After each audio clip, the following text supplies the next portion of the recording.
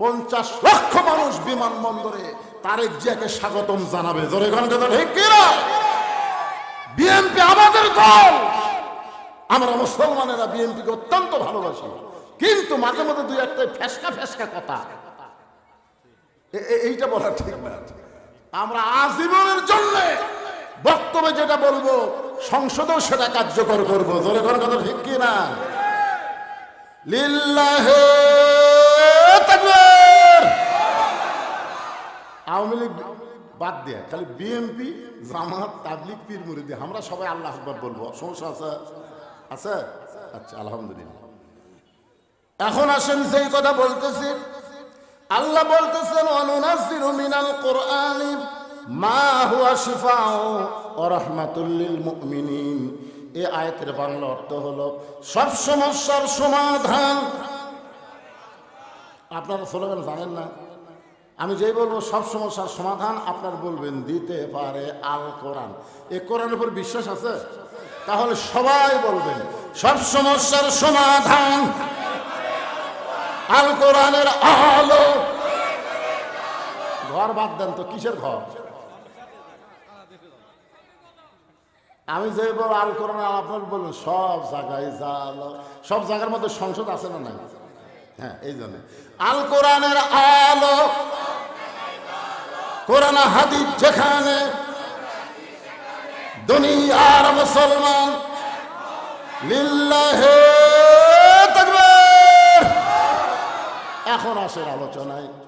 রাসূল বলতেছেন বাইনাল আবদি ওয়াল কুফরি তারকুস সালাত।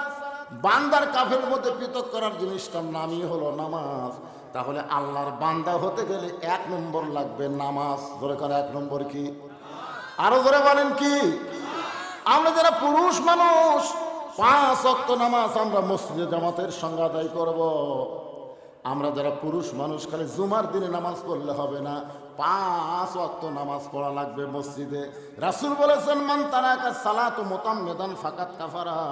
ইচ্ছা করে 1টা ওয়াক্ত নামাজ যারা বাদ দিবে তার অবশ্যই আল্লাহর সঙ্গে কুফরি করলো।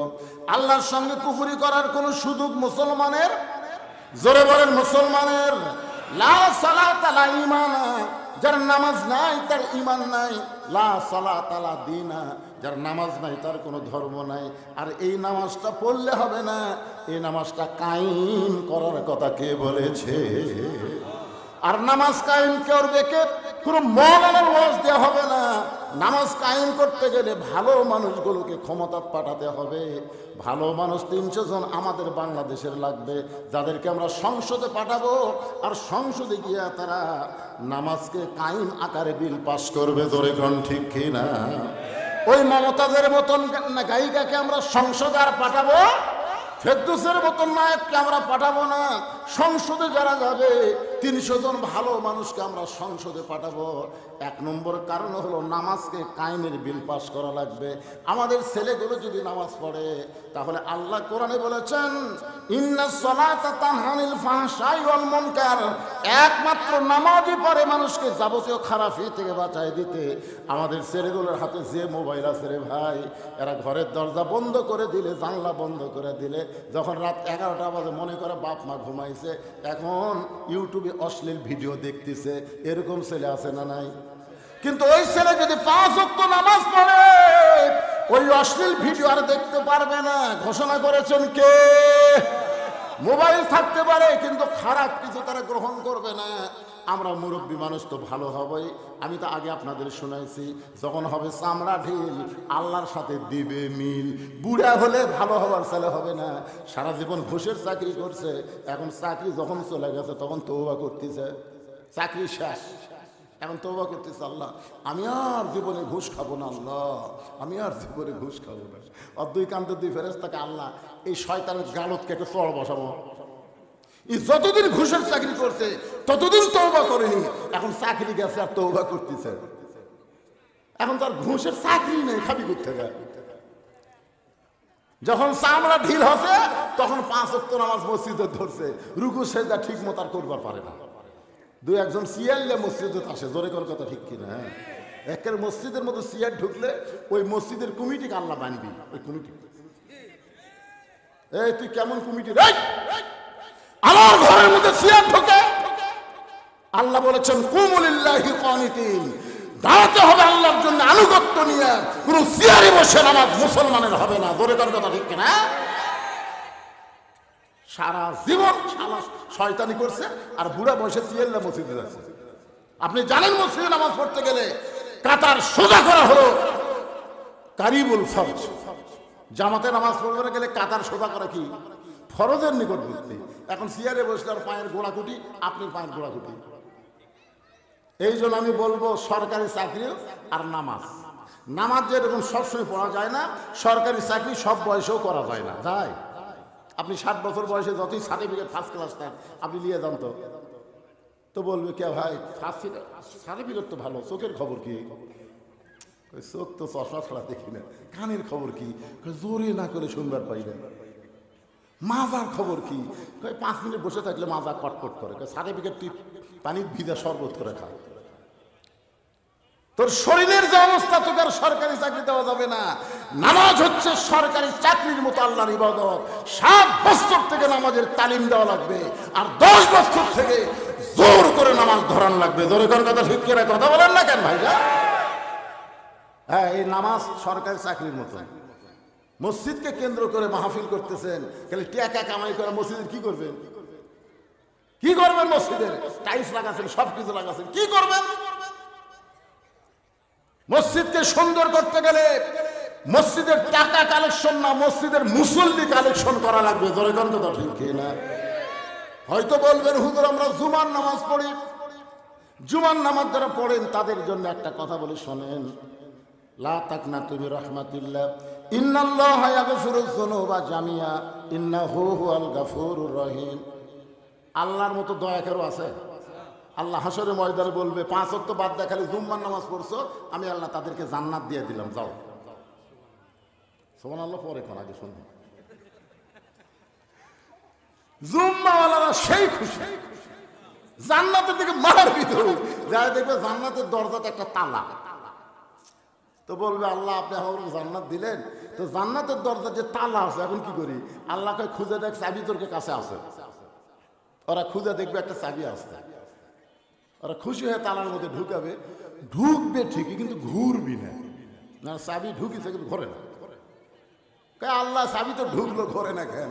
আল্লাহ বলতেছে ওর তালার মধ্যে 5টা দাগ আছে, তোকে চাবির মধ্যে 5টা দাগ থাকা লাগবে। দেখ তো দাগের খবর কি? আল্লাহ আমাকে চাবি তো তেল তেলা, দাগ নেই। আল্লাহ 5টা দাগ দিছে। আল্লাহ বলবে 5টা দাগ হলো 5 ওয়াক্ত নামাজ। তো তোরা জান্নাত দেখছিস, এখন ফেরত আন। জুম্মা পাঠিয়ে খালি জান্নাত দেখবার পারবি, ঢুকবার পারবি না। জান্নাতে ঢুকবার গেলে 5 ওয়াক্ত নামাজ লাগবে। আসসালাতু মিফতাহুল জান্নাহ, নামাজ হচ্ছে বেহেশতের চাবি। জোরে কোন সুবহানাল্লাহ। এই নামাজ এমন একটা ইবাদত, রাসূল বলেছেন তাবুদুল্লাহ কান্নাকা তারাহু ফাইন লাম তাকুন তারাহু ফাইন্নাহু ইয়ারাকা।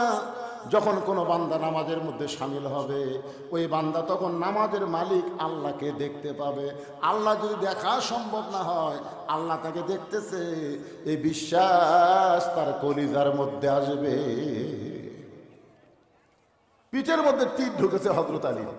সাহাবীকে বলতেছি ইয়া রাসূলুল্লাহ, এমন ভাবে হযরত আলীর পিঠে তীর ঢুকলো, এই তীরের খাঁজ তো গোস্তের মধ্যে আটকে গেছে। হুজুর আমরা তীরের শলাকা ধরে টান দেই, হযরত আলী খালি চিৎকার করে, তীর তো বের হয় না।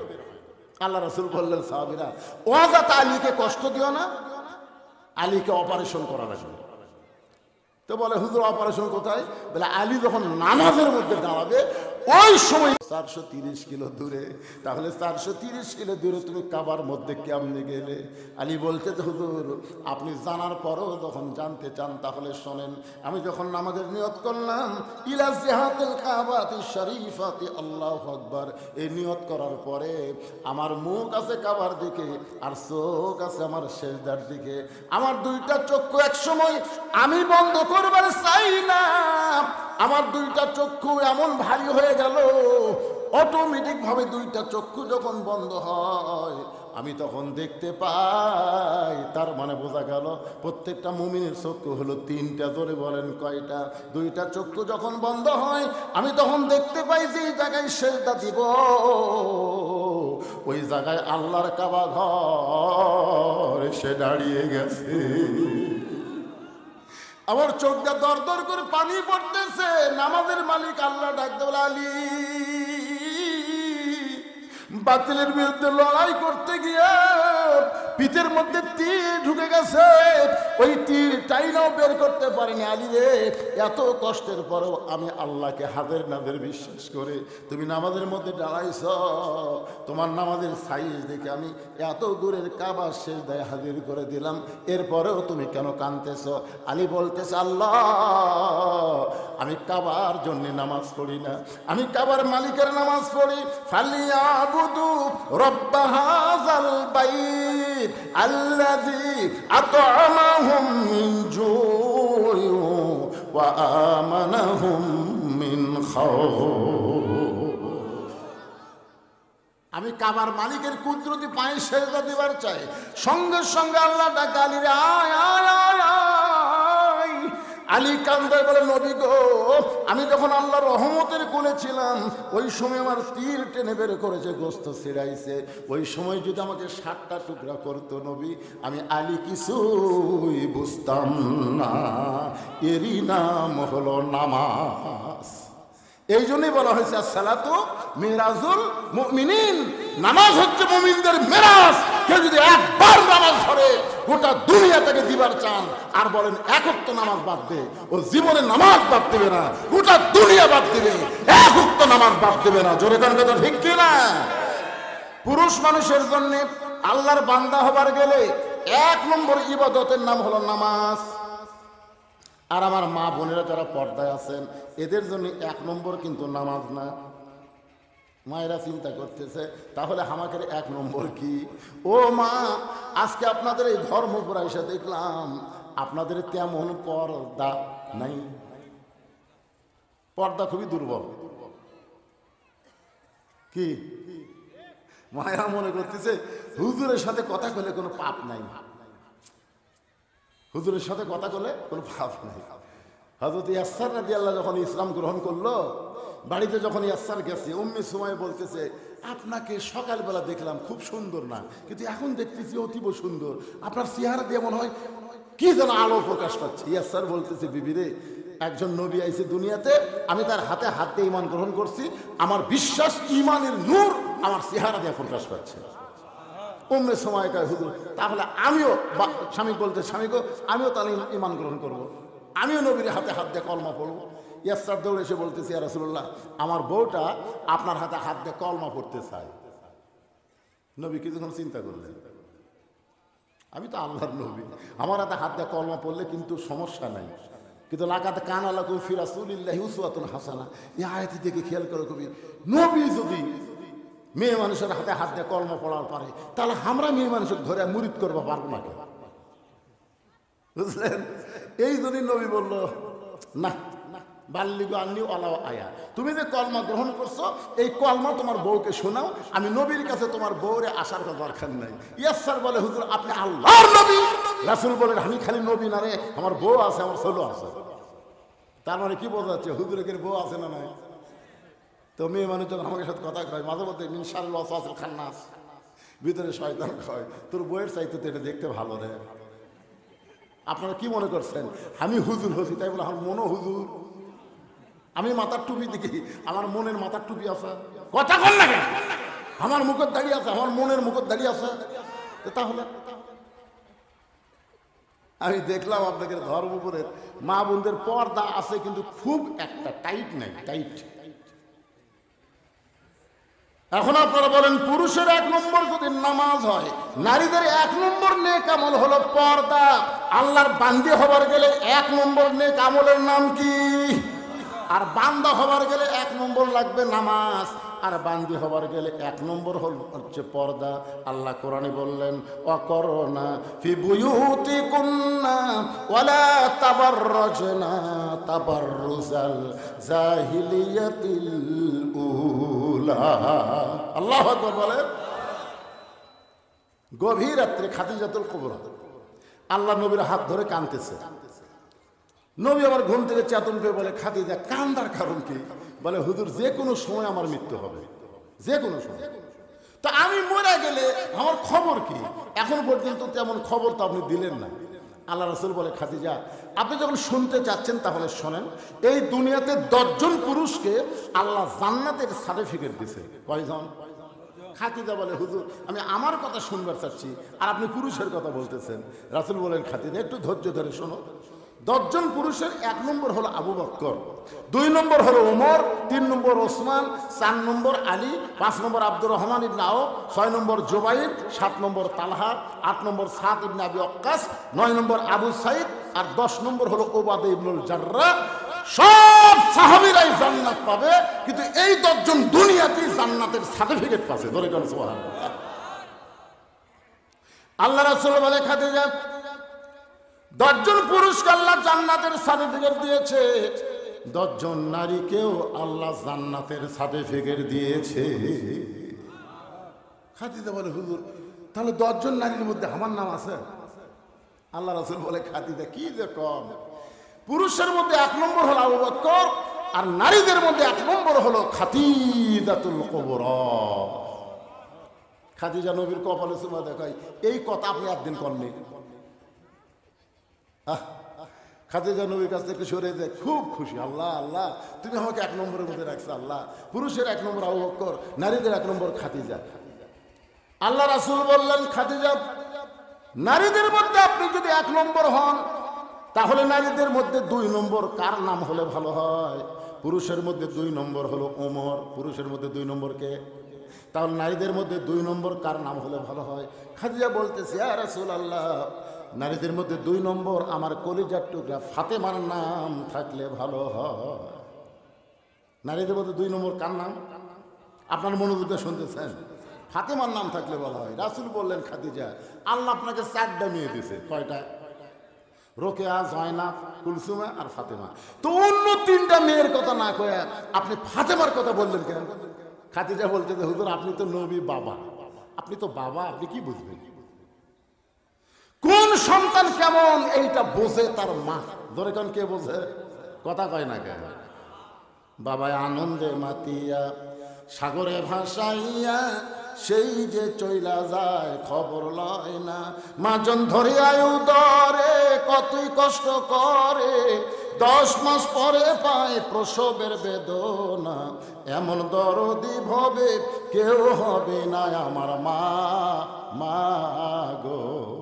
আপনারা বলেন তো, বাচ্চা যখন পেটে আসে তখন মায়ের কি মাসিক বেড়া থাকে না বন্ধ হয়?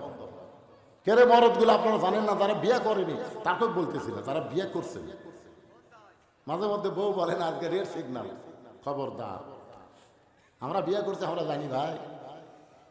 আপনারা বলেন যে বাচ্চা পেটে আসার সাথে সাথে মায়ের মাসিক ব্যায়াম বন্ধ করে দেয়। প্রত্যেক মাসে 3 দিন 5 দিন 7 দিন মেয়েদের একটা অসুখ হয়। এই অসুখ হলে নামাজ পড়াও যাবে না, রোজা করাও যাবে না, কোরআন শরীফও স্পর্শ করা যাবে না। জোরে করার কথা ঠিক কি না?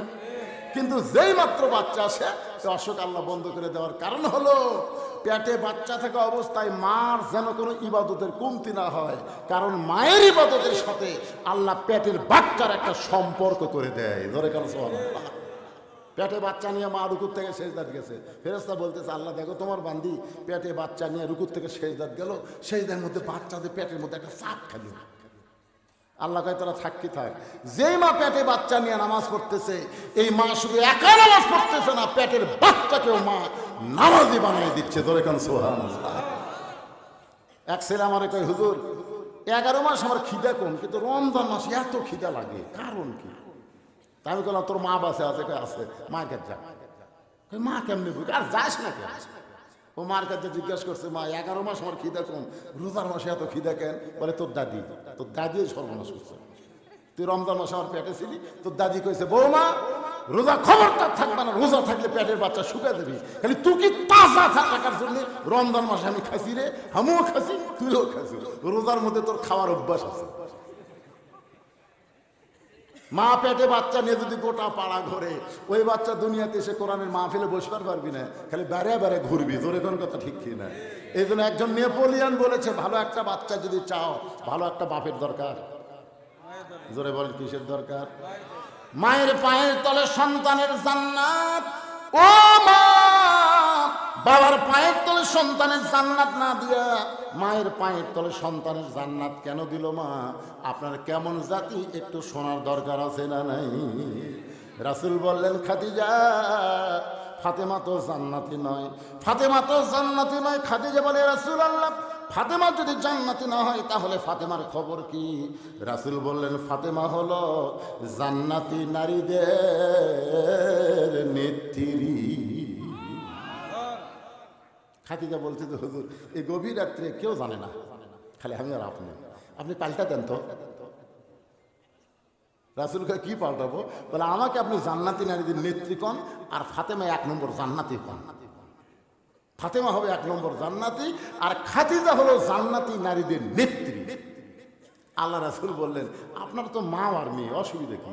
খাদিজা বলতে, হুজুর আপনি বুঝবেন না, মেয়ে মানুষ সবসময় উপরে থাকবার চায়। কোথায় থাকবার চায়? মেয়ে মানুষ কিন্তু নিচে পড়বার চায় না ভাই, বিশ্বাস করে।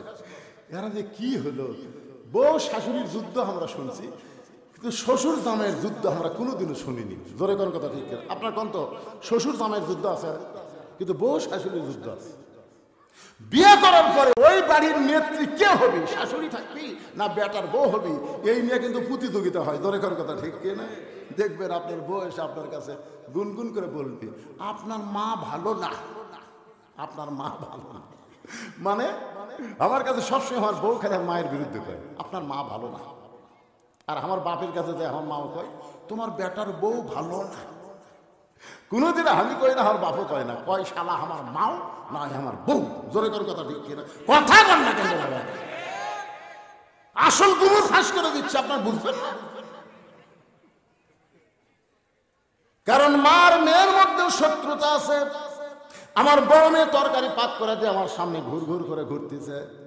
আমি কইলাম, মা, বাংলাদেশে বহু মাছের তরকারি খাইছি মা, তোর হাতের মতন এত স্বাদ কোথাও পাইনি। সঙ্গে সঙ্গে আর এক টুকরা দিয়েছে, আব্বু খাও, আব্বু। আমি তাকে দেখি ওর মাও খালি কেপা মাছের মতন মুখ করে আছে। কে গো, তোমার কি হলো? এখন তাকে মেয়ের বাড়িতে পার হয়ে যান, মেয়েই খালি পারে, আমি তাই পারি। আই রে আই, মেয়ের প্রশ্নটা করলে মা রাগ করে, এটা কেমন মা কেমন নারী, চিন্তা করে দেখে।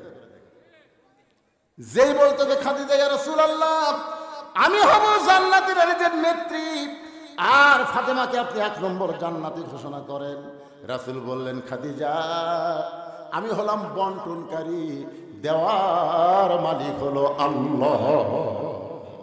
আপনারা বলেন তো, দেওয়ার মালিককে? আর বন্টনকারী হচ্ছে আল্লাহর নবী। আমি শুধু আপনাদের দুইজনকে জানাই দিলাম, আসলে দেওয়ার মালিক আল্লাহ। সঙ্গে সঙ্গে খাদিজা বলে, রাসূলুল্লাহ, কোন আমলের কারণে আমার ফাতেমাকে আল্লাহ খাতুনে জান্নাত ডিগ্রি দিল, এটা যতক্ষণ আপনি না বলবেন আপনার হাত আমি ছাড়ব না। আমার মায়েরা যারা পর্দার অন্তরে বসে আছেন, মা, আপনাদের জন্য ওয়াজ হচ্ছে। মা খাদিজা নবীর হাত ধরে বললেন, কোন আমলের কারণে ফাতেমাকে আল্লাহ খাতুনে জান্নাত ডিগ্রি দিল, যতক্ষণ পর্যন্ত না বলবেন আমি আপনার হাত ছাড়বো না। সঙ্গে সঙ্গে আল্লাহ নবী বললেন, খাদিজা, আপনার চোখের সাইজ, মুখের সাইজ, নাকের সাইজ, এই যে আপনার একটা সাইজ, এটা দুনিয়ার কত পুরুষ বলতে পারে আপনি কি হিসাব করে জানেন? খাদিজা বলে, রাসূলুল্লাহ, 40 বছর বয়সে আপনার সঙ্গে আমার বিয়ে হলো। ওই সময় মক্কার সবচাইতে ধনী রমণী ছিলাম। অনেক ব্যবসা বাণিজ্য করার কারণে হাজার হাজার পুরুষের সঙ্গে আমার দেখা সাক্ষাৎ হয়েছে। আমার নাকের সাইজ কেমন, আমার চোখের সাইজ কেমন, আমার গায়ের রং কেমন, এটা দুনিয়ার বহু পুরুষ বলতে পারে। রাসূল বলে, খাদিজা, দুনিয়ার বহু পুরুষ আপনাকে চিনে, আপনার চেহারার কথা বলতে পারে। এখন বলেন তো, আপনার পেটের মেয়ে ফাতেমাকে দুনিয়ার কত পুরুষ বলতে পারে? ফাতেমার নাকের সাইজ কেমন, ফাতেমার গায়ের রং কেমন, ফাতেমার মুখের সাইজ কেমন, এটা দুনিয়ার কত পুরুষ বলতে পারে? খাদিজা বলে, পর্দানিশী আমার ফাতেমা পর্দানিশী। আমি মা হয়ে বলতেছি, আমার ফাতেমা যখন জন্ম নিছে, আমি খাদিজা তাকায় দেখি ফাতেমা তার 2টা হাত দিয়া তার নিজের ইজ্জত পর্যন্ত ঢেকে রাখছে। আমি খাদিজা ফাতেমার ইজ্জত মা হয়েও কোনোদিন দেখতে পারিনি। আল্লাহ রাসূল বলে, খাদিজা, ফাতেমা শুধু শিশু অবস্থায় পর্দার মধ্যে জন্ম হয়নি, এই ফাতেমা পর্দার মধ্যে বড় হবে। আবার গভীর রাত্রে দুনিয়া থেকে পর্দার ভিতরে ফাতেমা দুনিয়া থেকে বিদায় নেবে। যে রাত্রে ফাতেমা দুনিয়া থেকে বিদায় নেবে, আমার মায়েরা যারা আছেন একটু মনোযোগ দিয়ে শোনেন। গভীর রাত্রে হযরত আলীকে বুকের মধ্যে নিয়ে ফাতেমা ছোট বাচ্চার মতন কাঁদতেছে। আলী বলে, ফাতেমা কি হলো আপনার, এমন করে আপনি কেন কাঁদতেছেন, কি হয়েছে আপনি বলেন। ফাতেমা বলে, স্বামী গো, আল্লাহ তাআলা আমার দোয়া কবুল করেছে, আল্লাহ আমার দোয়া কবুল করেছে। আলী বলতেছে, দোয়া কবুল হলো আনন্দের লক্ষণ, কি এমন দোয়া করলেন যে দোয়া আল্লাহ কবুল করলো, আপনি কাঁদতেছেন। ফাতেমা বলে, স্বামী আমি সব সময় আল্লাহকে বলেছি, আল্লাহ ফাতেমার মৃত্যুটা পর্দার মধ্যে দিও, আল্লাহ তাআলা আমার পর্দার মধ্যে মৃত্যু দিবে, এই দোয়াটা আল্লাহ আমার কবুল করেছে। আলী মুসকি মুসকি হাসিয়ার কয়, পাগলি নাকি, যে সারা জীবন পর্দার মধ্যে ছিল সে তো পর্দার মধ্যেই মারা যাবে, যারা পর্দা মানে না তারাই পর্দার মধ্যে মরতেছে। জোরে কোন কথা ঠিক কিনা আপনার বলেন তো, আপনাকে এলাকায় কোনো মেয়ে মানুষ মারা গেলে কয় কাপড় কথা কয়? আমার এলাকায় একটা মেয়ে মানুষ ভোটর দাঁড়াচ্ছিল, বুঝলেন, ভোটর যে মরদ মানুষ পাচ্ছে দৌড়ে দেয়, তবে হাতটা দেয়, একটা ইয়ে করে দেখাচ্ছে, হাত দেয়, ভাই একটা ভোট দেওয়াই নাকি, মানে যাকে পাই তারই হাত দিয়ে বুকের ঝাড়। আমি চিন্তা করলাম, এই মেয়ে তো ভোটের জন্য এত নিচে নামিছে, তো এক বলে তো আমার কাম হবে না, যাওয়া লাগবে ওর স্বামীর কাছে একটা ইয়ে দেন। ওর স্বামীর কাছে আমি যা বললাম, ভাই আপনার বউ যদি হঠাৎ মারা যায় কয় কাপড় দেবেন? স্বামী করছে, হুজুর আপনি আলেম হয়ে প্রশ্ন করলেন কেমনি, মেয়ে মানুষ মারা গেলে তো 5 কাপড়ই। আমি বললাম, যে হারে পুরুষের কাছে পর পুরুষের কাছে ভোট চাচ্ছে, ও 5 কাপড় 50 কাপড় দিলেও তো কাম হবে না। আপনার বলেন পর্দা কখন, মরার পরে না মরার আগে? মরার আগে না মরার পরে?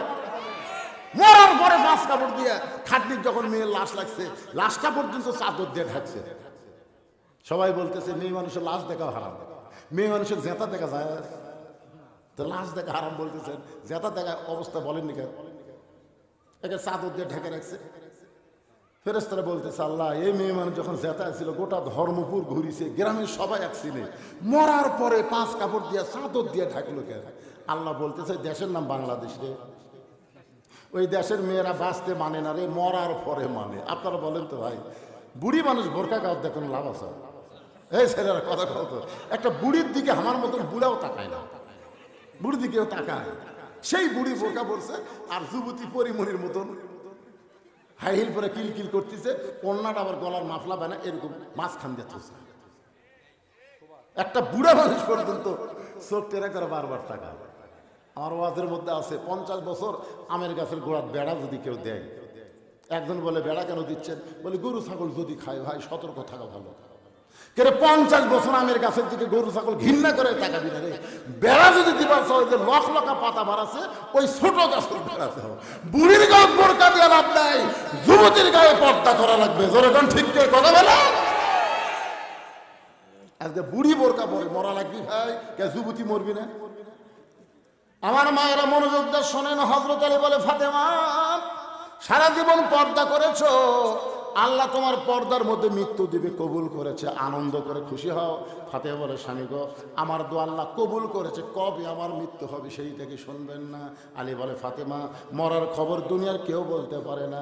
ফাতেমা বলতেছে, আল্লাহ পাক আমাকে জানাইছে আজকে গভীর রাত্রে ফাতেমার মৃত্যু হবে। আল্লাহ পাক আমাকে জানাইছে গভীর রাত্রে ফাতেমার মৃত্যু হবে। যেই মাত্র বলেছে গভীর রাত্রে ফাতেমার মৃত্যু হবে, গাছের গোলা কাটলে গাছটা যেমন ঠাস করে পড়ে যায়, হযরত আলী তেমনি পড়ে গেলেন ঘরের মাজায়। মা ফাতেমা মুস্কি মুস্কি হাসতেছে, মুস্কি মুস্কি যিনি গভীর রাত্রে মৃত্যুবরণ করবে তিনি হাসতেছে। তার মানে বোঝা গেল আল্লাহ রাহে যাদের জীবন যাবে তাদের মৃত্যু কোনো কষ্টের কারণ না। আবু সাইদের মৃত্যু কষ্ট হয়নি। ধরে কোন কথা ঠিক কি না? আপনার ভিডিও দেখেননি? আমি তো ভিডিও দেখি আর অ্যানালাইসিস করি, চিন্তা করি, কে রে মার গুলি করলো, একটা গুলিতে আমরা কি বলতাম, ও মারে বাবারে মরে গেলাম রে। ধরে কোন কথা ঠিক কি না? আপনার বলুন তো, আবু সাইদের মুখ এরকম কোন শব্দ আছে? সিনা টান করে, সিনা টান করে ডানে আসে। আরে শোনা যায়নি কিন্তু তো দেখেও বোঝা যায় রে পাগলা, দেখে বোঝা যায় না, খালি শোনাই রাখবি, সব শোনা যায়নি। কোন দল রে? ওই কি মাজা কাজ করছে না, এরকম খারাপ হয়ে আছে, আবার একটা গুলি করছে, আবার একটা গুলি করছে, তারপরেও ওই জায়গা ছাড়েনি। তৃতীয় যখন গুলি করছে তখন একবার খালি এইভাবে হাত দিয়েছিল, এইভাবে হাত দিয়েছিল, হাত দেওয়া দেখে দুই ছেলে দৌড়ে সব ধরলো, ধরার পরে ছেলেটা পড়বে। তার মানে কি বুঝলেন? হাসিনার বিরুদ্ধে সর্বপ্রথম বাংলাদেশে জীবন দিয়ে বাতিলকে হটানোর আন্দোলন আবু সাইদ গোল্ডেন A+ পাইছে। ধরে এখন কথা বলে।